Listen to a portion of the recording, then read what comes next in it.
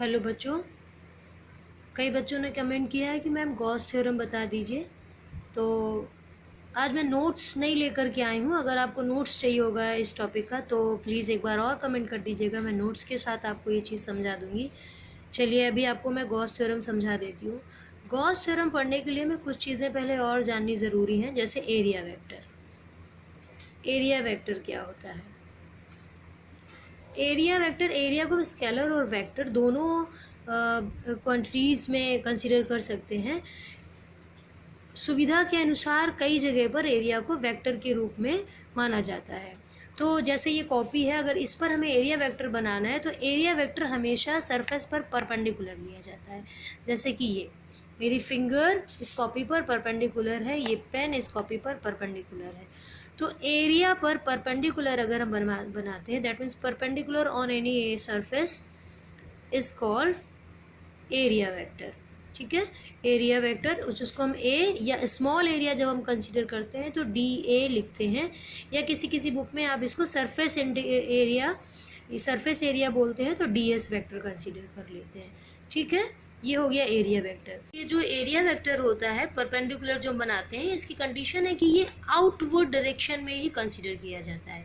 क्यों? अगर हम इसको पेन को देखेंगे तो ये नीचे की तरफ नहीं कंसीडर होगा, ये ऊपर। चलिए मैं इसको दिखा देती हूँ। जैसे ये है, ये आउटवर्ड डायरेक्शन में इसको कंसीडर करेंगे, ये डायरेक्शन होगी इसकी आउटवर्ड डायरेक्शन, यानी कि अगर मैं अपनी उंगली रखूँ तो बाहर की तरफ कहीं पर भी एरिया वेक्टर कंसीडर करेंगे तो ये कंसिडरेशन है vector as a vector quantity. Area को हम वेक्टर क्वांटिटी कंसीडर कर रहे हैं और ये कंसिडरेशन एरिया को हम लोग लेते हैं, ये आउटवर्ड डायरेक्शन में होता है, बाहर की तरफ। अब इस कॉपी में हम अंदर की तरफ नहीं, बाहर की तरफ जो हम लोग अगर हम इस पर ये पेन खड़ा मान लें तो ये एरिया वेक्टर का काम करेगा, ये पेन एरिया वेक्टर का काम करेगा, लेकिन इसकी डायरेक्शन हम किधर ट्रीट करेंगे? बाहर की ओर, ना कि अंदर की ओर। ठीक है, और गॉस थ्योरम पढ़ने के लिए एक चीज़ ज़रूरत पड़ेगी जिसको हम बोलते हैं सॉलिड एंगल। सॉलिड एंगल, तो देखो बच्चों, सिंपल जब हम एंगल की बात करते हैं वो होता है प्लेन एंगल। ठीक है, जैसे अगर हमने ये वृत्त बना दिया, ये वृत्त है, सॉरी ऐसा बना लेते हैं। अगर ये हमने वृत्त बना लिया तो इसका ये जो चाप है, चाप, ये लाइन जो हम लोग कंसीडर कर रहे हैं, ये चाप जो है, ये इसके केंद्र पर जितना कोण बना रहा है ये क्या कहलाएगा? हमारा प्लेन एंगल, या सिंपल हम लोग जिसको एंगल बोल देते हैं, थीटा। ठीक है, अगर ये जो वृत्त हमने बनाया है ये वृत्त ना होकर के स्फेयर हो जाए, जैसे आप एक फुटबॉल कंसीडर कर लीजिए ऐसे करके। ठीक है, ऐसे ऐसे इसके पार्ट्स कंसीडर कर लीजिए, ये फुटबॉल है, सपोज करो ये फुटबॉल हो गई, ये अब 3 डायमेंशनल हो गई। तो यहाँ पर ये फुटबॉल का ये जो पार्ट है ना, ये पूरा area, now this area will cover some angle at the centre of this sphere. ये सब तरफ से जो हम मिलाएंगे, यानी कि इस पूरे गोले में से ये जो एरिया होगा हमारा, जैसे अब ये पूरा गोला हो गया है, गोला और वृत्त में अंतर है। ठीक है, तो 3 डायमेंशनल जब है तो वो गोला है, 2 डायमेंशनल है तो वो वृत्त है। तो अब इस गोले में ये जो सरफेस है हमारी, ये सरफेस जो है एलिमेंटल सरफेस, ये जो कोण बना रही है इसको हम सॉलिड एंगल बोलते हैं, जिसे हम डी ओमेगा लिख रहे हैं। ये छोटा एलिमेंट है तो ये छोटा सा कोण अंतरित करेगा। अगर पूरा एरिया हम कंसीडर कर लें, this is whole surface of this sphere, तो ये पूरा कितना एंगल बनाएगी? 4 पाई। कैसे आता है चलिए दिखाते हैं। हम लोग ये जानते हैं एरिया जो होता है वो रेडियस के स्क्वायर पर डिपेंड करता है। ठीक है, स्फेयर का एरिया या किसी भी सरफेस का एरिया हम देखेंगे तो हम स्फेयर का मान लेते हैं, ये आर के स्क्वायर पर डिपेंड करता है। तो D A upon R square करोगे तो ये एक कांस्टेंट निकल के आ जाएगा, ये इस पर डिपेंड कर रहा है, डायरेक्टली प्रोपोर्शनल है, तो इसको हम कांस्टेंट बोल सकते हैं, एक कांस्टेंट होगा, और इसी कांस्टेंट को हम डी ओमेगा या सॉलिड एंगल कहते हैं। इसको हम दूसरी तरह से ऐसे भी लिख सकते हैं, जैसे D A that means surface area of sphere depends on R square. D A simple language में देखें कि अब ये हटेगा तो एक कांस्टेंट लगेगा। ठीक है, और ये जो कांस्टेंट होगा यही हमारा डी ओमेगा सॉलिड एंगल होगा, और इसको हमें अकेले रखना है फॉर्मूले के लिए, तो इस आर को यहाँ ट्रांसफ़र कर देंगे, अपॉन में आ जाएगा, तो D A over R square, ये हमारा सॉलिड एंगल का फॉर्मूला होगा। अगर हम कंप्लीट, जैसा कि हमने देखा था अभी, अगर हम इस डायग्राम में फिर से देखें, पूरे सरफेस एरिया के लिए अगर हमें चाहिए होगा तो हमने अभी क्या लिखा है, D omega is equal to होता है, D omega is equal to होता है D A over R square. अब हमें कंप्लीट ओमेगा चाहिए, total omega, complete omega for whole sphere, then we will integrate this omega, और इंटीग्रेट करोगे तो देखो ये रेडियस है, किसी भी स्फेयर की रेडियस जो हमने कंसीडर कर लिया, अगर ये गोला कंसीडर कर लिया या जो फुटबॉल हमने कंसीडर कर दी, उसकी रेडियस तो सेम होने वाली है, तो ये चेंज नहीं होगा। डिफ्रेंशिएशन, इंटीग्रेशन हम वेरिएबल चीज़ों का करते हैं, कांस्टेंट का नहीं, तो ये कांस्टेंट हमारा क्या हो जाएगा, बाहर आ जाएगा। तो हम इंटीग्रेशन का मतलब होता है स्मॉल पीसेस में सम करना एक तरह से, तो हम किसको जोड़ेंगे, एरिया को, तो ये टोटल एरिया जोड़ करके कितना होगा, डी ए सबको जोड़ दो, सबको जोड़ दो, complete area of this sphere अगर बनाएंगे तो ये किसके बराबर हो जाएगा, total area of this sphere, ये कितना हो जाएगा, 4 पाई आर स्क्वायर, ये आर स्क्वायर कैंसिल हो गया, हमारे पास क्या बच गया, 4 पाई।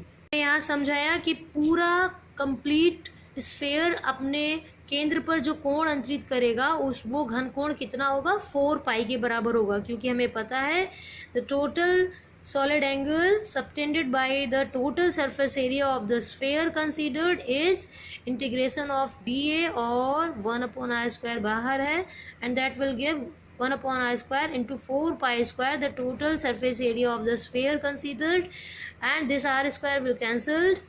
Now we will get 4 pi is the complete solid angle for a spherical area. किसी भी एरिया के लिए बात करेंगे तो केंद्र पर 4 पाई एंगल कंसीडर बनता है। अब यहाँ पर हमको पढ़ना होगा इलेक्ट्रिक फ्लक्स। अब हम इलेक्ट्रिक फ्लक्स के बारे में जानेंगे, इलेक्ट्रिक फ्लक्स के बारे में जानेंगे। देखिए जैसे कॉपी है, अगर हम इस कॉपी का एक ये पेज ले लें, ये पेज कंसीडर कर लें, तो मान लेते हैं इतना एरिया हमने कंसीडर कर लिया, और हम कुछ निडल्स ले आते हैं, निडल्स। अगर यहाँ पर हम निडल्स चुभाएंगे, यहाँ पर निडल्स हम लगाएंगे, तो number of needles passing through this surface area considered, the paper surface area we have considering here, the number of the needle, अगर हम यहाँ पर देखें कि कितनी निडल इसके आर पार जा सकती हैं, तो वो इसका एक तरह से फ्लक्स कहलाएंगे, flux of needle, flux of needle. तो इसी तरह से अगर कोई चार्ज होता है तो उससे इलेक्ट्रिक फील्ड लाइन निकलती है, ये हमने फर्स्ट चैप्टर में पढ़ रखा है, इलेक्ट्रिक फील्ड लाइंस निकलती हैं। और ये क्या होता है, पाथ होता है किसी टेस्ट चार्ज का, हम लोगों ने अब पढ़ा होगा। तो किसी सरफेस एरिया से जितनी इलेक्ट्रिक फील्ड लाइन पास हो जाती हैं उसी को हम इलेक्ट्रिक फ्लक्स कहते हैं। इलेक्ट्रिक फील्ड लाइन पास हो रही है तो हमने इलेक्ट्रिक फ्लक्स कहा। अगर यही आगे चैप्टर में आप पढ़ चुके हैं अब तो 12th में, कि मैग्नेटिक फील्ड लाइंस जितनी किसी एरिया से पास होती हैं उनको मैग्नेटिक फ्लक्स कहते हैं। और जैसे स्टार्टिंग में मैंने एक एग्जांपल कंसीडर किया कि अगर इस पेपर से हम कितनी निडल चुभो सकते हैं, how many needle will pass the surface area considered here, तो वो निडल फ्लक्स कह सकते हैं हम उसको। तो इस तरह से हमने समझ लिया सिंपल वे में कि what is electric flux, this is the number of line passing through the surface area, और ये हम नॉर्मल कंसीडर करते हैं, normal electric field line passing through the area. तो अगर एरिया थोड़ा सा तिरछा हो जाएगा, सपोज करिए जैसे ये इसका एंड पॉइंट है, अगर यहाँ से ये पेन ये पॉइंट इसको क्रॉस कर रही है, अगर हम इसे थोड़ा सा तिरछा कर दें, देखिए जैसे यहाँ से लाइन पास हो रही है, ऐसा एरिया है, सीधा अगर हम इसको पास कराएंगे, ऐसे सपोज कर लेते हैं कि ये सीधा ऐसे पास हो जा रही है, सीधा यहाँ से पास हो जा रही है। लेकिन अगर हम इसको थोड़ा सा तिरछा कर दें, ये थोड़ा तिरछा हो गया, तो अब ये पेन कागज़ को पास नहीं कर रहा है। अगर ये सीधा था, इस तरह का था, तो ये पास हो जा रहा था। और जैसे जैसे हम ये यहाँ पर अगर कागज़ को हमने थोड़ा सा तिरछा कर दिया, तो ये कागज़ में से हो कर के नहीं गुजरेगा। यानी कि जब एरिया नॉर्मल होता है तो सबसे ज़्यादा इलेक्ट्रिक फील्ड लाइन पास होती है। तो हम सरल शब्दों में कह सकते हैं कि इलेक्ट्रिक फील्ड लाइन किसी एरिया से जितनी पास होती है हम उसे इलेक्ट्रिक फ्लक्स कहते हैं, जिसको फाई सफिक्स में E for electric phi E. जब मैग्नेटिक फ्लक्स पढ़ेंगे तो फाई बी हो जाता है। और इसको हम मैथमेटिकली कैसे लिखते हैं, ई डॉट डी एस या ई डॉट डी ए लिखते हैं। डी ए छोटा सा एलिमेंट है, छोटा सा एरिया है, तो उससे थोड़ा सा ही इलेक्ट्रिक फील्ड लाइन पास हो रही है, इसलिए उसको हम डी ई लिख देते हैं। जैसे ये सारा पूरा इतना छोटा सा अगर हम एक एरिया कंसीडर कर लें और हम कंसीडर करें निडल्स, तो इसी ये रिफिल या निडल जो हम आपको दिखा रहे हैं 1 2 3 4 5 6 7 8 9 10 11 12 इतनी पास हो जाएंगी। अगर एरिया बड़ा हो जाएगा तो ज़्यादा पास हो पाएंगी। तो छोटा एरिया होगा तो छोटी ही तो इलेक्ट्रिक फील्ड लाइन पास हो पाएंगी। तो छोटे एरिया के लिए हम छोटा सा इलेक्ट्रिक फ्लक्स लिखते हैं। That means the electric flux passing through the elemental area D A will D phi E. अगर हमें कंप्लीट किसी सरफेस का इलेक्ट्रिक फ्लक्स निकालना होगा तो हमको इसको इंटीग्रेट करना होगा, क्लोज इंटीग्रेशन, सरफेस इंटीग्रेशन करना होगा, जो कि हमको क्या दे देगा, ये फॉर्मूला दे देगा। ठीक है, according to the surface area हम इसका कंप्लीट एरिया फाइंड कर लेंगे तो हम टोटल फ्लक्स फाइंड कर सकते हैं। ये हमारा फ्लक्स का फॉर्मूला हो गया। अगर इलेक्ट्रिक फील्ड वेक्टर, ये दोनों वेक्टर है, ये डॉट प्रोडक्ट हो रहा है, दोनों वेक्टर है, ई डॉट डी ए होता है एक्चुअली। अगर इनके बीच में कोई थीटा एंगल बन रहा है ई और डी ए के बीच में, तो ये फॉर्मूला इस तरह से हम लोग देखेंगे, D phi E, phi is equal to integration of D phi E, और यहाँ पर हो जाएगा ई डॉट डी ए, जिसको हम लिख सकते हैं ई डी ए कॉस थीटा, और इसको हम इंटीग्रेट कर देंगे। तो इसके बाद हमारे पास फॉर्मूला क्या बन गया, phi E is equal to integration of E D A cos theta. ये कब है, जब इलेक्ट्रिक फील्ड लाइन और एरिया वेक्टर के बीच में थीटा एंगल बन रहा हो। अब हम गॉस थ्योरम पर आते हैं। तो चीज़ और ध्यान रखनी, गॉस थ्योरम पढ़ने के लिए हमको गॉसियन सरफेस एक एज्यूम करनी पड़ती है। तो गॉसियन सरफेस जो होती है या गॉसियन पृष्ठ जो होता है वह एक काल्पनिक पृष्ठ होता है जिसके अंदर आवेश बंद हो जाए। अगर आवेश बंद नहीं होता है तो कुछ दूसरा रिजल्ट निकलता है। पहले गॉस थ्योरम देखते हैं, फिर रिजल्ट की बात करते हैं। गॉस थ्योरम कहती है कि अगर कोई आवेश है और वो किसी सरफेस पर बंद है, किसी सरफेस के अंदर बंद है, तो अब इस सरफेस जो इलेक्ट्रिक फ्लक्स पास हो रहा होगा, number of electric field lines, तो फ्लक्स को हम क्या कहते हैं, फाई ई। गॉस थ्योरम कहती है कि इस बंद पृष्ठ से जो वैद्युत फ्लक्स पास होने वाला है वो ये चार्ज जो इसके अंदर बंद होता है, charge enclose by the Gaussian surface, इसका 1/ε0 गुना होता है। थोड़ा ब्लर हो रहा है, yes. Now Gauss theorem will state that the electric flux passing through a closed surface, key point है इस theorem का, surface should be closed. So electric flux passing through a closed surface will equal to the Q upon ε0, where Q is the charge enclosed by this closed surface. Closed surface is mandatory, and if charge is enclosed within this closed surface, then phi is equal to Q upon ε0. If Q is outside this closed surface, Q is not enclosed with this closed surface, then phi will be 0. Hindi में देख लेते हैं कि अगर यह Q इस बंद surface के बाहर है या सरफेस जो हमने पृष्ठ कंसीडर किया है उसके अंदर चार्ज नहीं आ रहा है, तो कोई भी वैद्युत फ्लक्स पास नहीं होगा। अब इसकी प्रूविंग देख लेते हैं। सपोज करते हैं, देखिए प्रूविंग करने के लिए हम रेगुलर और इरेगुलर किसी भी तरह का पृष्ठ कंसीडर कर सकते हैं। सिंपल वे में हम एक स्फीयर कंसीडर कर लेते हैं, रेगुलर सरफेस। हम इसको एक इरेगुलर सरफेस कंसीडर करके भी कर सकते हैं। पहले हमने इसको एक गोला कंसीडर कर लिया है जिसकी त्रिज्या r है, ठीक है, और यहाँ पर हमने एक छोटा सा एलिमेंट कंसीडर कर लिया dA, और जो एरिया वेक्टर होता है, ये एरिया वेक्टर इसका बनाएंगे, that will be perpendicular to this surface. अब क्योंकि हमने एक रेगुलर यानी कि सममित सरफेस मानी है, गोला माना है, जो हमारी गॉसियन पृष्ठ है वो हमारी कैसी है,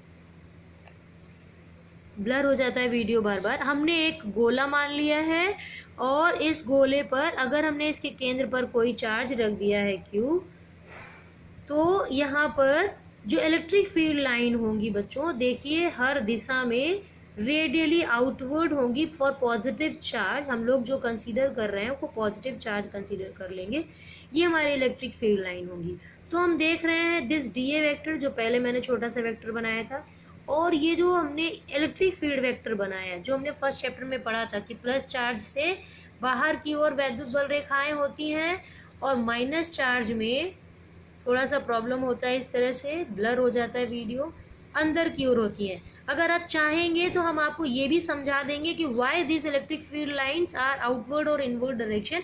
आप कमेंट करिएगा, एक एक चीज़, एक एक पॉइंट, जो भी आपकी रिक्वायरमेंट होगी मैं उसको एक्सप्लेन कर दूंगी। फिलहाल यहाँ पर आ जाती हूँ। गॉसियन सरफेस हमने कंसीडर कर ली, एक छोटा सा एलिमेंट हमने कंसीडर कर लिया, ये पूरी गॉसियन सरफेस है, इससे ये चार्ज बंद हो गया है। That means this is the close Gaussian surface we have considered here, and this plus Q charge is now enclosed by this closed Gaussian surface. Now we will find phi, which is electric field.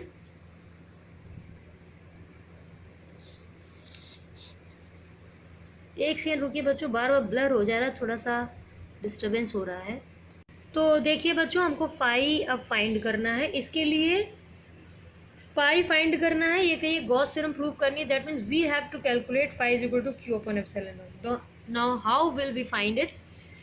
Phi a basic formula क्या है? Phi is equal to होता है E dot D S, ठीक है, E dot D S या D A मान लेते हैं। यहाँ पर हमने ए कंसीडर किया, डी ए। तो डी ए मतलब छोटा सा अगर एलिमेंट है, तो आप खुद ही देखिए कि इतनी सारी इलेक्ट्रिक फील्ड लाइन हमने बनाई है, इनमें से अभी इस एरिया से कितनी पास हो रही है? एक। और पास पास बना दूं तो कितनी पास हो रही है? 3। कितनी पास हो रही है? 3। और पूरे गोले में से देखेंगे तो 3 3, यहाँ पर 3 हो गई, यहाँ पर 3 हो गई, यहाँ पर 3 हो गई, मतलब थोड़ी ज़्यादा हो जाएंगी। तो अगर हम यहाँ से देख रहे हैं तो 3 या 4 लाइन पास हो रही है, मतलब छोटा सा एलिमेंट एरिया है, तो इलेक्ट्रिक फ्लक्स भी कितना होगा? छोटा सा होगा। तो d5 will be the electric flux passing through the elemental area dA।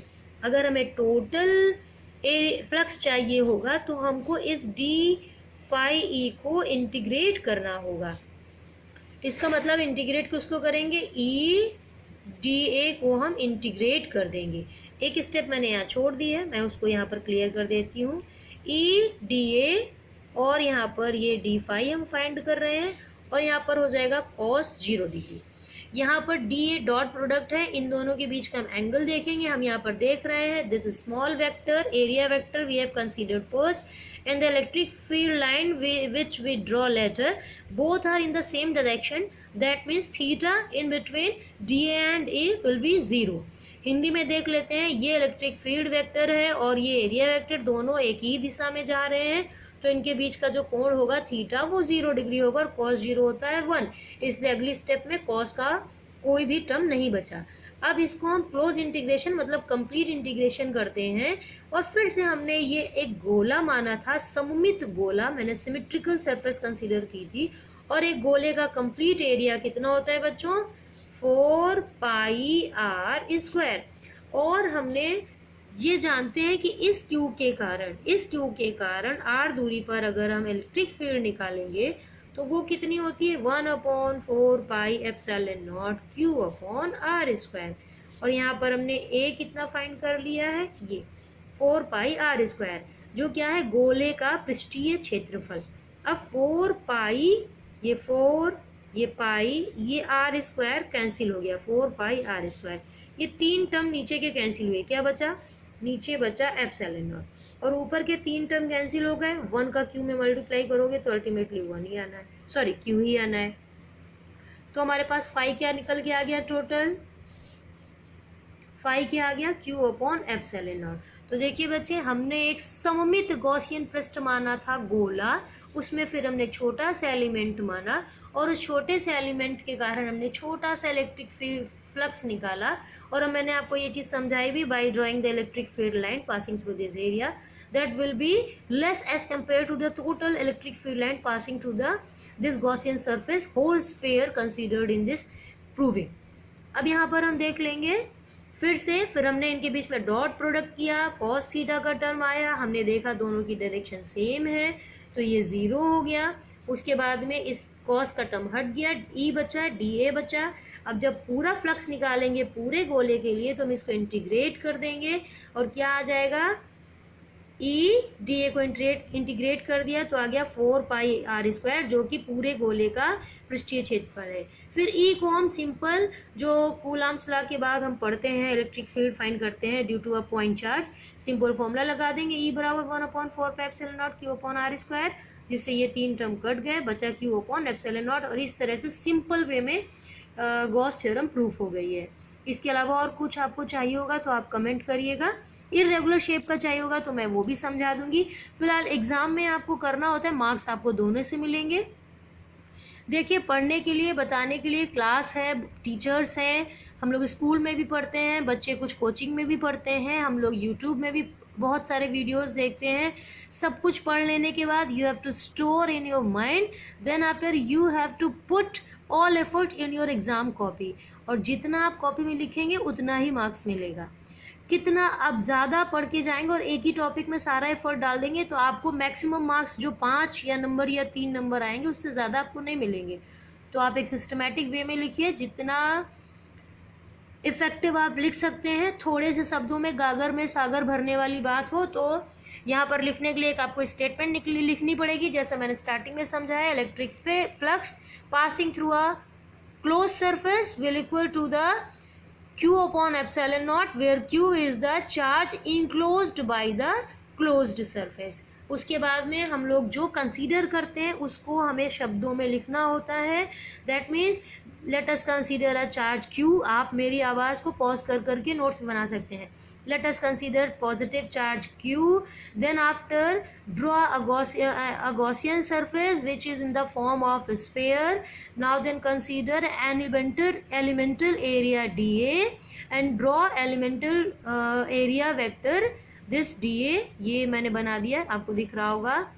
Now electric field line will be radial and this will E, vector E denoted by vector E. Now according to the formula d phi E, that means the electric flux passing through this elemental area considered E dot dA, and then after do dot product and put cos term and show that angle between dA and E is 0 degree. That's why cos 0 will be 1 and cos term will disappear in the next term. Next step, then integrate this area and we will find the close or complete area of this sphere. Simple, in class 7th 8th standard we have learned it, 4 pi r square, and put the electric field by the simple Coulomb's law। हम लोग जब उसको पढ़ते हैं वहाँ से हम लोग प्रूविंग करते हैं electric field due to a point charge. Now put the formula of electric field 1/4πε0 Q upon r square, cancel out the 4 pi r square with the 4 pi r square and we will get Q upon epsilon naught, which is the Gauss theorem stated at starting. Now we have proved it, and if you want irregular shape, proving for the irregular shape, please comment and I will be in the next video with the irregular shape proving of Gauss theorem.